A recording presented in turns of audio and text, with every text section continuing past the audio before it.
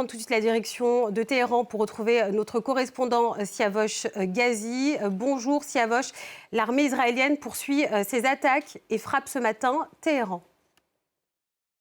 Oui, depuis une demi-heure, on entend des détonations, mais pas sur Téhéran, le centre de Téhéran, comme ça a été le cas ces derniers jours. Ce sont des détonations qui proviennent plutôt des quartiers de l'ouest de la capitale. Alors, on ne sait pas pour l'instant quelles sont les cibles qui ont été visées dans cette partie de la capitale iranienne qui a déjà été frappée ces derniers jours, mais aussi en juin 2025. Et puis aussi à plusieurs dizaines de kilomètres à l'est de Téhéran, dans la région de Parchin et de Pardis. Il y a eu également des frappes depuis ce matin.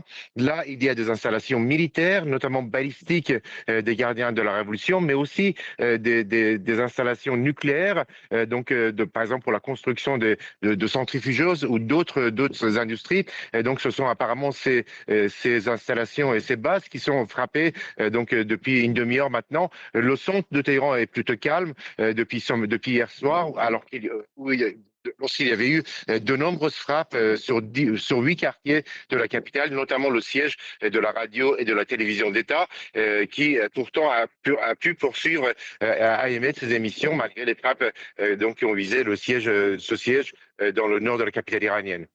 Siavosh, un SMS a été envoyé aux Iraniens par les autorités. Le message est une mise en garde aux personnes qui se mobiliseraient. Elles seraient considérées comme, je cite, des soldats israéliens. Absolument. C'est un SMS qui a été envoyé sur tous les téléphones portables qui affirme que le pouvoir, contrairement à ce que dit à l'étranger, continue à fonctionner normalement, conformément aux directives laissées par le guide suprême iranien, l'Ayatollah Khamenei, qui a été tué samedi matin. Et le pays est sous contrôle. Ensuite, il y a une mise en garde contre les gens qui tenteraient de mener des actions contre le pouvoir, en affirmant que si des gens font le jeu des ennemis américains et israéliens, ils sont considérés comme des agents, comme des soldats israéliens en territoire iranien et seront traités comme tels. Ça veut dire ce qui laisse entendre qu'ils peuvent être pendus, bien sûr, ce qui est prévu par la loi qui a été renforcée ces derniers mois par le Parlement iranien.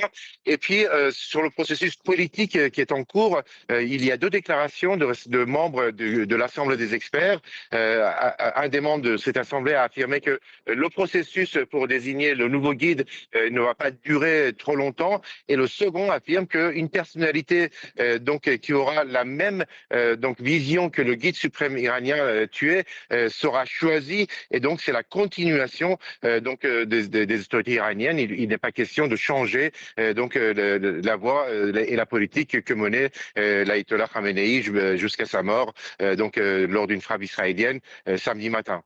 Merci Siavosh Ghazi en direct de Téhéran.